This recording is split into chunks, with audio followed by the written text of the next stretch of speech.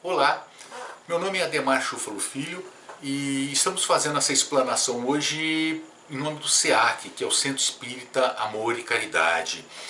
Nós vamos falar um pouquinho sobre a evolução do espírito, nós espíritos, a evolução, as finalidades da evolução e a regeneração do homem e da sociedade pela educação. O espírito, o princípio inteligente, ele é criado simples e ignorante, a criação do espírito.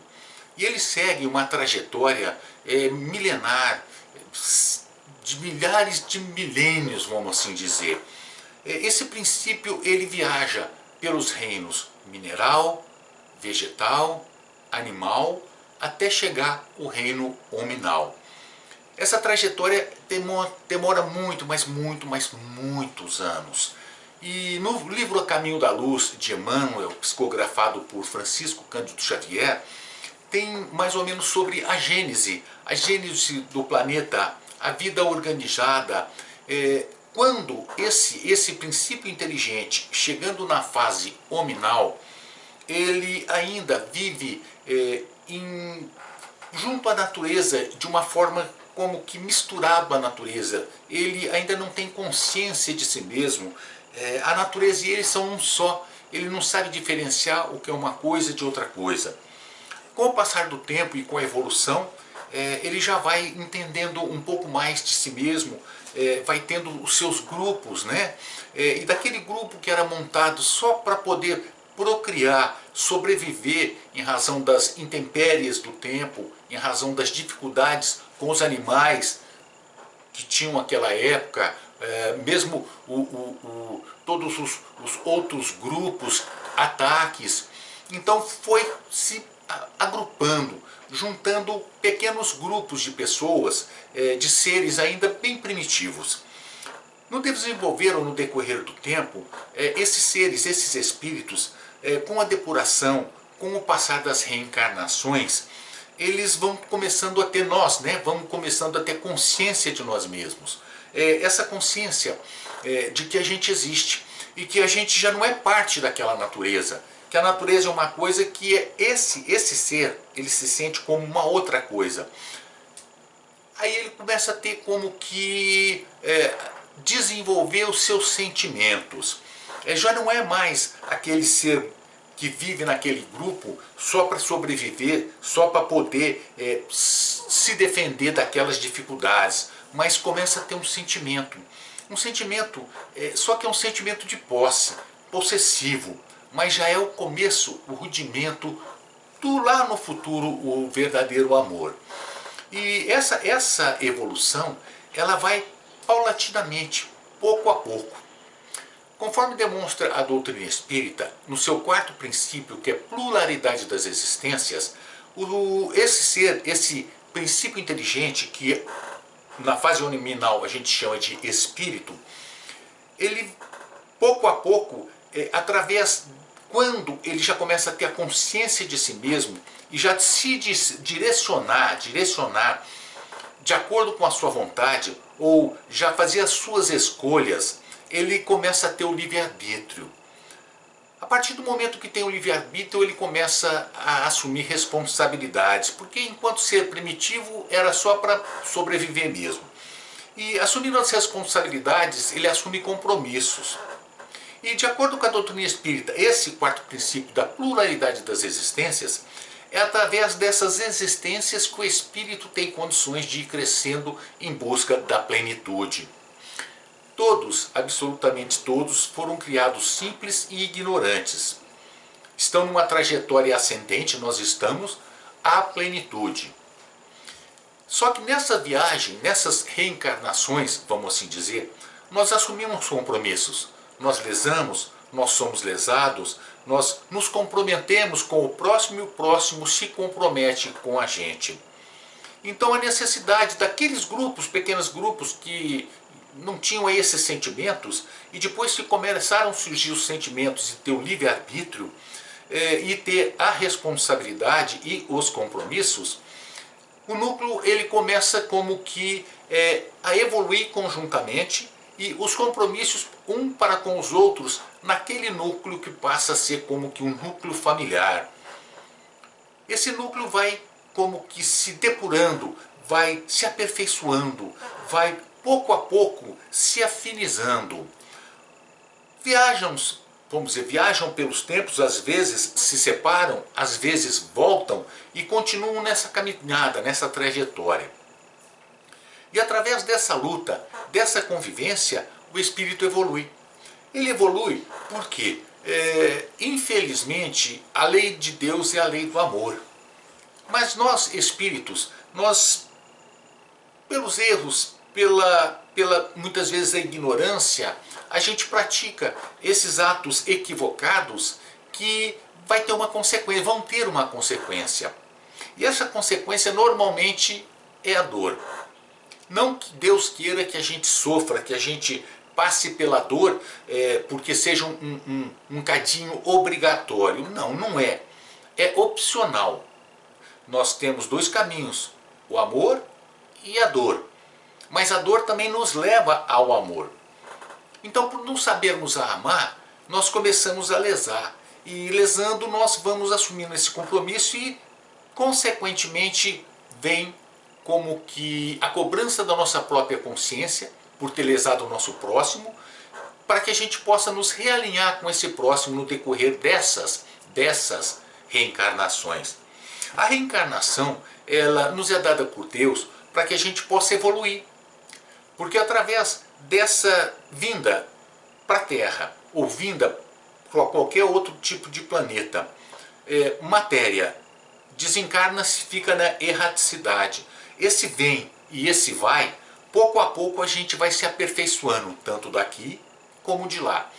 Kardec pergunta aos espíritos se seria possível o espírito evoluir sem vir para a carne. Sim, mas seria muito mais demorado, muito mais difícil. Então a necessidade da reencarnação. E quando nós estamos reencarnados, nós desencarnamos e ainda não somos perfeitos ou espíritos puros, nós dizem os espíritos que nós permanecemos na erraticidade, do lado de lá. Quando a gente reencarna, vem para cá. Até que a gente possa nos depurar, sermos espíritos perfeitos ou puros, nós temos a necessidade da reencarnação. Então a gente ou nós somos um espírito errático. Erraticidade e terra. E esse cadinho, esse movimento, essa, vamos dizer assim, movimentação que fazemos entre os dois planos, vai nos evoluindo. E normalmente nós temos que ter junto pessoas, a sociedade, a coletividade, a humanidade, porque nós não temos como evoluir sozinhos. É impossível se dizer qualquer tipo de pessoa que viva ou que possa viver sozinha. Não, nós temos uma necessidade dessa convivência, inclusive porque nós podemos até nos sentir, solitário às vezes, mas isso, se ficar por muito tempo, a gente se sente mal. A solidão, quando a gente atira para refletir, fazer reflexões, reflexionar, para ter um tempo para nós mesmos, para pensarmos como é que está a nossa vida, o que nós temos feito, como é que nós temos agido para com as pessoas e para conosco mesmo. E isso é necessário, porque é um momento em que nós, conosco mesmos, vamos trocando as ideias. Nesse momento de reflexão, nesse momento de introspecção, a gente começa a receber as inspirações, as recomendações, os conselhos dos nossos guias espirituais. Porque nós nos colocamos dessa forma, conseguimos abrir os nossos canais para que eles se comuniquem conosco e captarmos o que devemos fazer, qual o caminho a seguir, estamos no caminho correto, estamos no caminho equivocado. E com isso, indo e vindo, convivendo, vivendo, sofrendo, fazendo sofrer, amando, aprendendo a amar, odiando, nós vamos crescendo, e desenvolvendo os nossos sentimentos, desenvolvendo as nossas potências para o bem, e muitas vezes nos equivocamos praticando o mal. Mas vem aquele cadinho depurador a dor e faz com que caminhemos. E vamos por essa trajetória. E quanto mais o espírito evolui, ele mais começa a ter consciência de si mesmo. É como se estivesse dormindo, é como se não soubesse onde está, como se estivesse naquele sono profundo. Pouco a pouco o espírito vai acordando e começa a ter como que sonhos, até ele despertar. Quando ele desperta para a realidade da vida, começa a ter a consciência de si mesmo, não quer dizer que ele seja perfeito. Aí que começa a busca para a sua verdadeira identidade espiritual.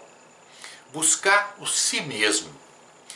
Entendendo que essa busca do si mesmo é aquela busca que vai fazer com que nós nos amemos. A nós e consequentemente ao nosso próximo.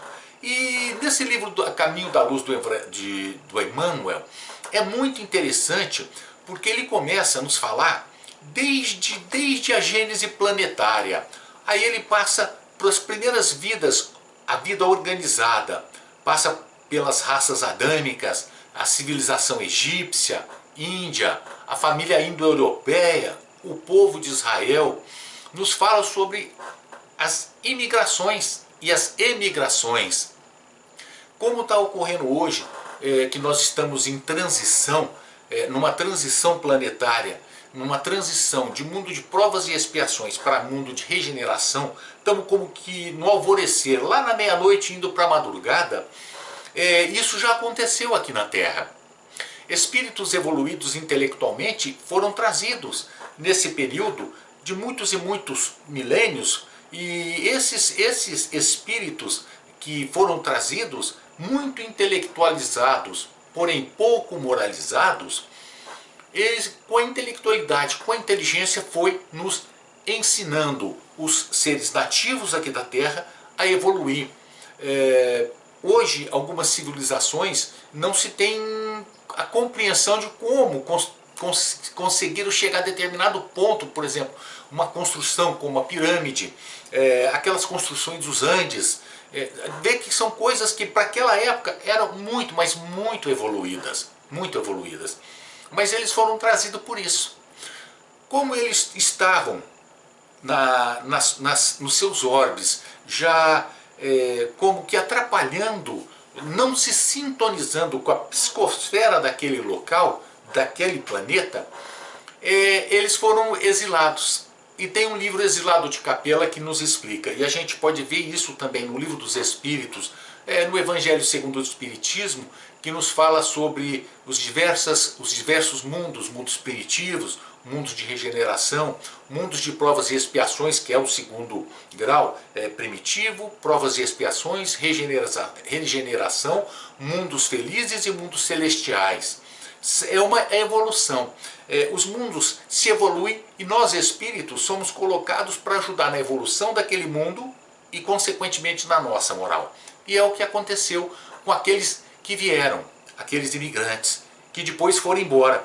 E eles formavam essas civilizações, a antiga egípcia, a antiga civilização indiana, a antiga indo-europeia, os hebreus antigos. E depois eles voltaram para os seus orbes, né? Por quê? Porque já estavam mais depurados e nos ajudaram nessa evolução. Então esse livro do Emmanuel, ele vai nos falando sobre essas evoluções, nos fala sobre as religiões, né? Como as religiões evoluíram. Nos fala das primeiras organizações religiosas e aquelas manifestações que aquele espírito primitivo tinha de dar aos fenômenos da natureza uma vamos dizer, categoria divina, angelical. Porque como não tinha entendimento de determinados fenômenos, por exemplo o trovão, então para eles aquilo tudo que lhes fugia assim, a capacidade de compreensão era sobrenatural e era divino.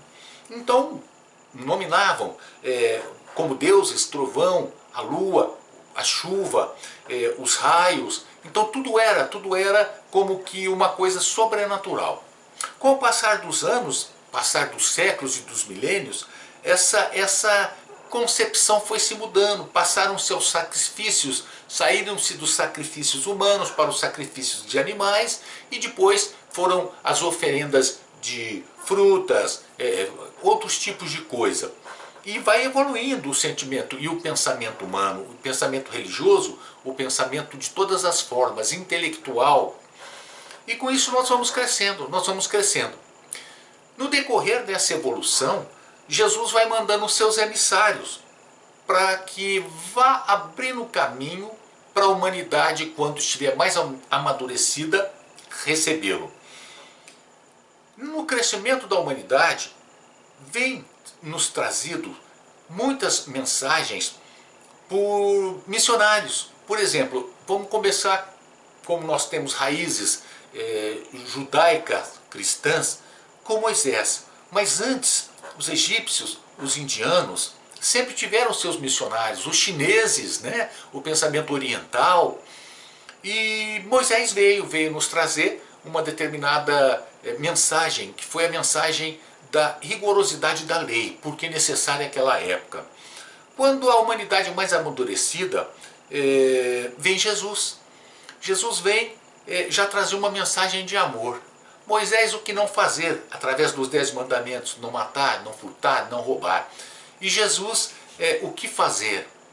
Amar ao próximo como a ti mesmo. É uma mensagem de evolução, uma mensagem de amor, é uma mensagem de perdão. E em 1857 vinha a doutrina espírita explicando muitas coisas que Jesus disse, não foi compreendido, muitas coisas que ele deixou de dizer porque a humanidade naquela época não entenderia. Mas já amadurecida, quando a humanidade, grosso modo, chegou aos 18 anos, a maioridade, vem Jesus para trazer novas mensagens. E nós vamos evoluindo, nós vamos evoluindo. Nós vamos evoluindo através dos tempos, nós vamos aprendendo. A educação pela qual nós passamos, primeiramente é a educação da vida. Essa educação que nós passamos através das reencarnações, porque nós estarmos na Terra, nós estarmos encarnados, não é um castigo, não é uma punição. É um método educativo, nós estamos num educandário. Nessa convivência, nós vamos aprendendo.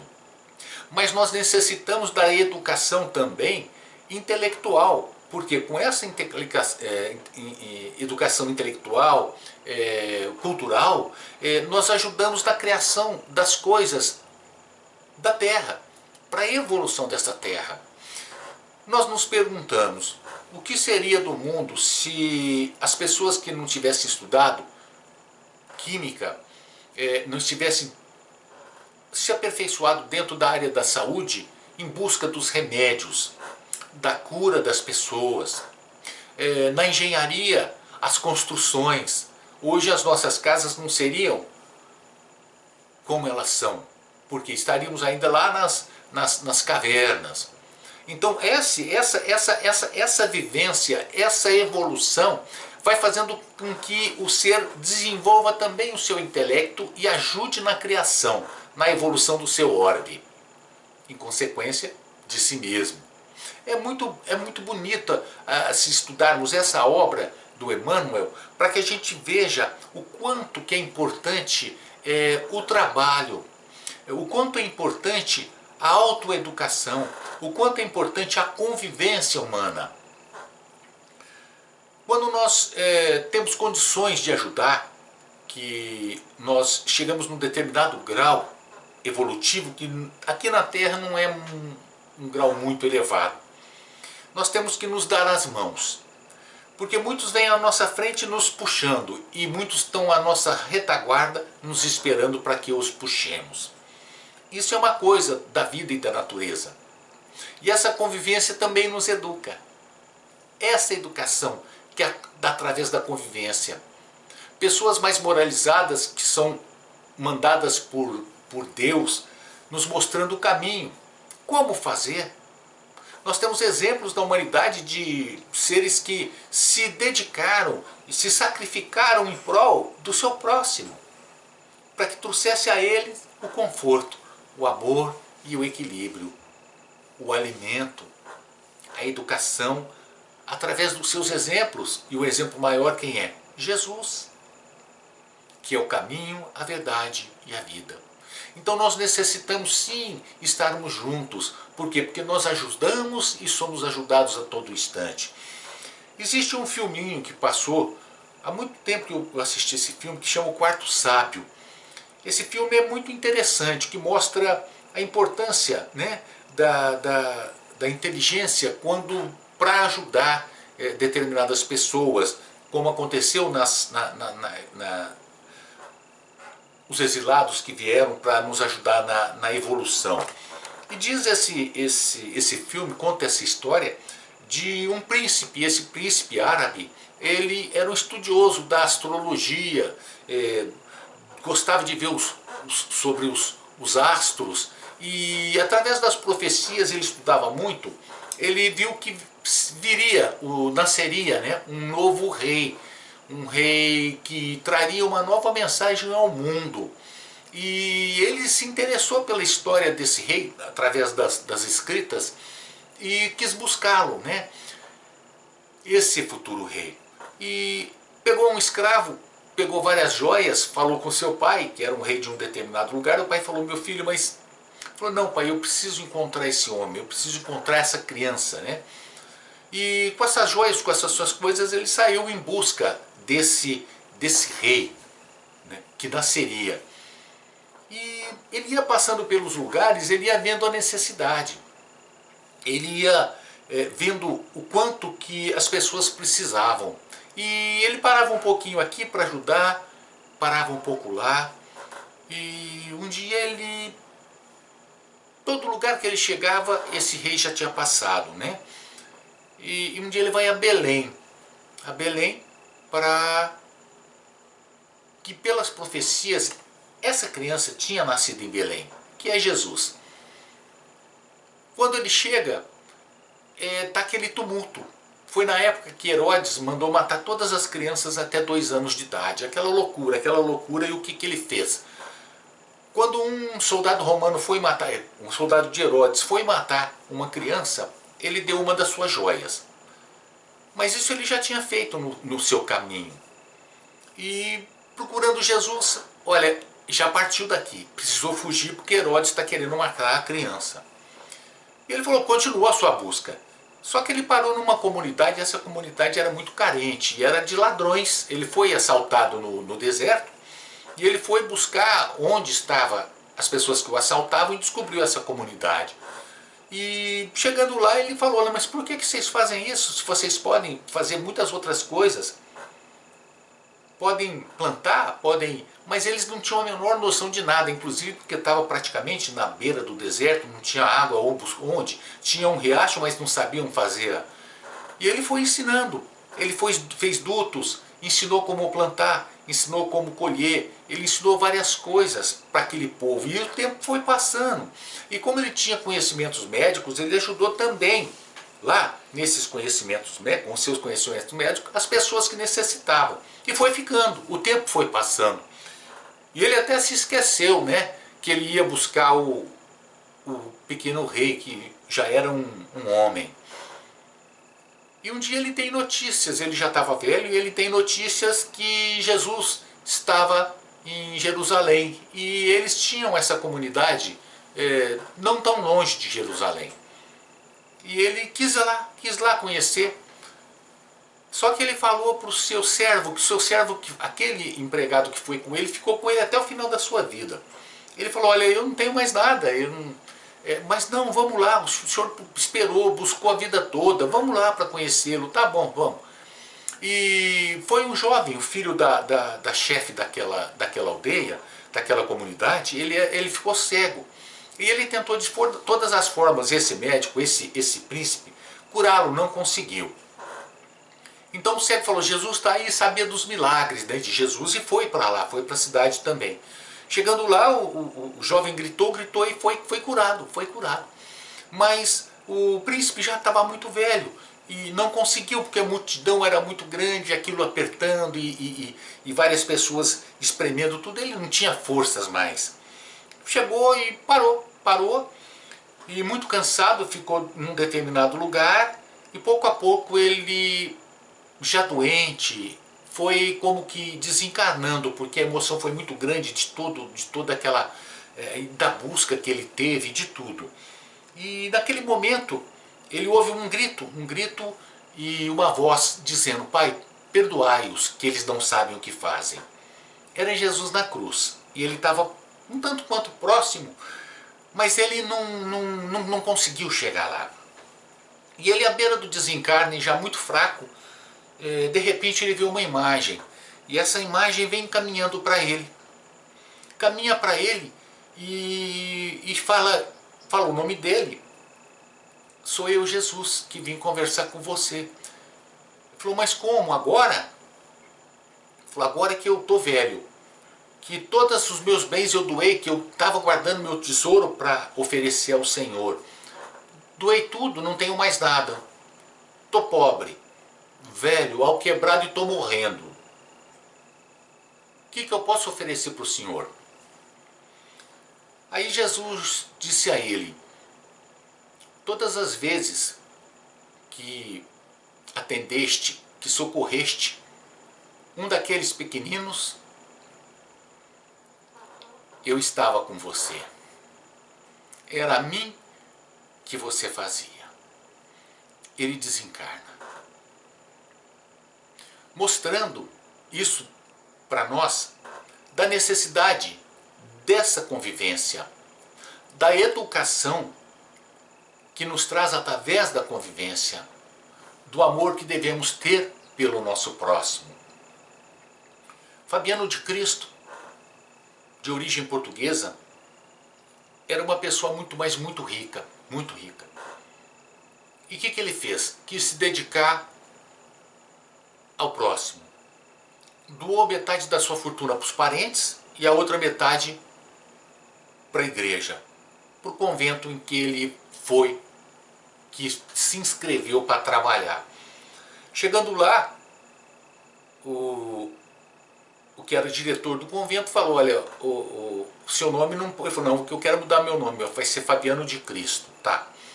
Só que você vai começar como porteiro, limpando o chão também. Ele falou: não tem problema, eu começo onde o senhor quiser. Só que o amor de Fabiano era muito grande. E pouco a pouco, com o carinho dele, com o poder que ele tinha, carismático que ele era, as pessoas começaram a procurar. E ele começou a fazer curas também, Fabiano. E já não tinha mais condições de tantas pessoas que ele atendia. E um dia ele tinha uma vontade muito grande de ver Jesus. Ele tinha um desejo de falar com Jesus, Fabiano. E um dia ele estava na cela dele, naquele mosteiro, e de repente ele vê na cama, sentado, Jesus. Quando ele vê Jesus, ele não acredita. Ele falou: meu Deus, o senhor aqui. Que ele muito emocionado. Mas ele olhou para fora da janela da sua cela e ele viu uma fila imensa de pessoas esperando. Ele olhou para Jesus, olhou para as pessoas, falou para Jesus: o senhor me desculpa, o senhor me dá licença que eles estão me esperando, eu vou atendê-los, me perdoa. E foi, atendeu a todos e conversou com muita paciência, com muito amor e tal. Lá para a noitinha ele volta para sua cela. Quando ele volta, Jesus estava lá esperando. Falou: mas o senhor está aqui me esperando? Estou te esperando, Fabiano. Mas por que que... Falou: olha, se você tivesse deixado aquelas pessoas na fila para ficar conversando comigo, eu teria ido embora. Mas como você foi atendê-los, são os meus pequeninos, eu te esperei. E isso nos mostra, esses exemplos, da necessidade que nós temos de estar junto com as pessoas.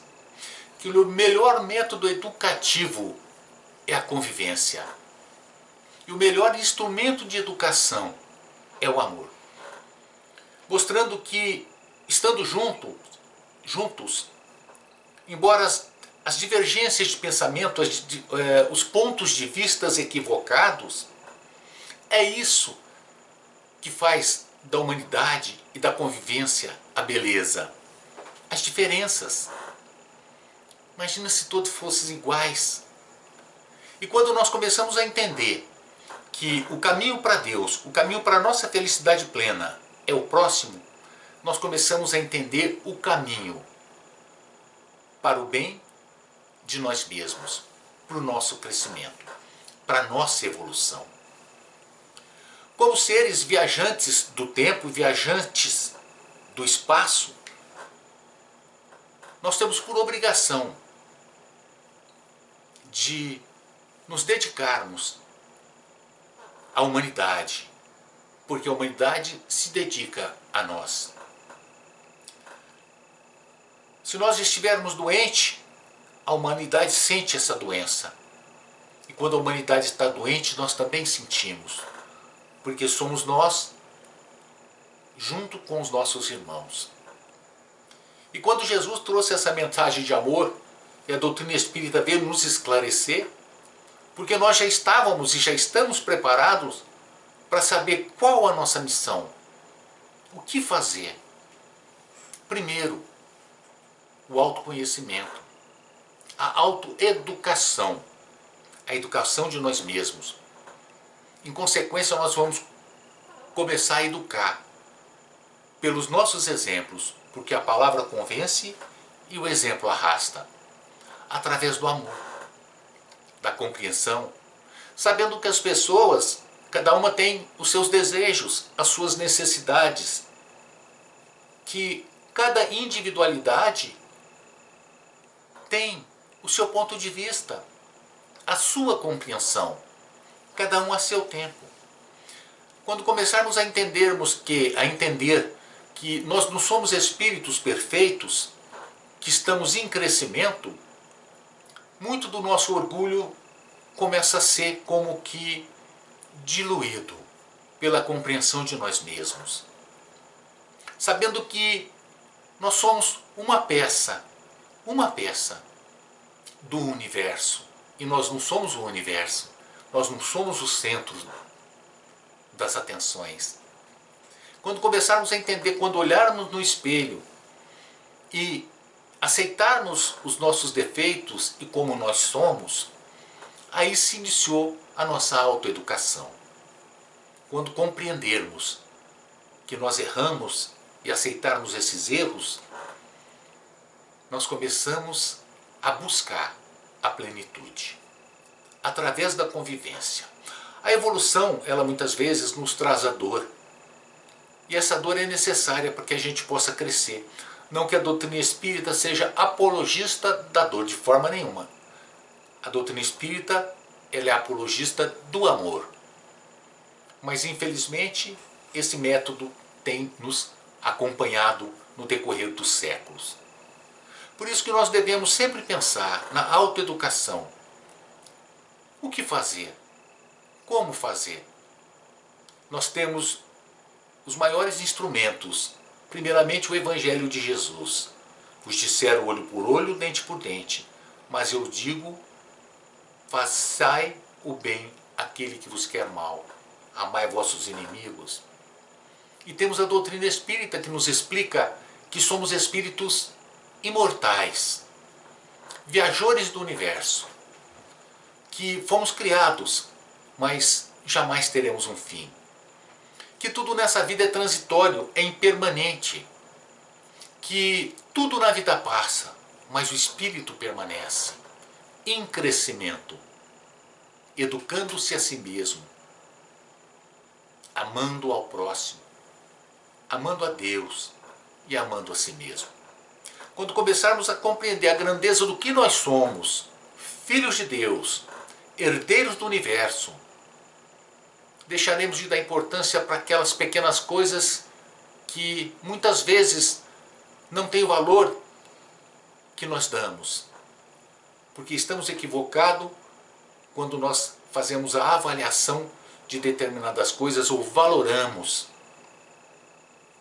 Quando começarmos a entender o que nós somos, esse espírito imortal, e o que é a nossa vida, que nós estamos aqui, de onde nós viemos, para onde nós vamos, o foco dos nossos desejos muda, dos nossos desejos vai mudar. Aquilo que nós dávamos muita importância, hoje já não tem tanta importância. E aquilo que não valorizávamos, hoje nós começamos a valorizar. Um sorriso, um abraço, um aperto de mão, uma conversa amiga. Essa é a autoeducação.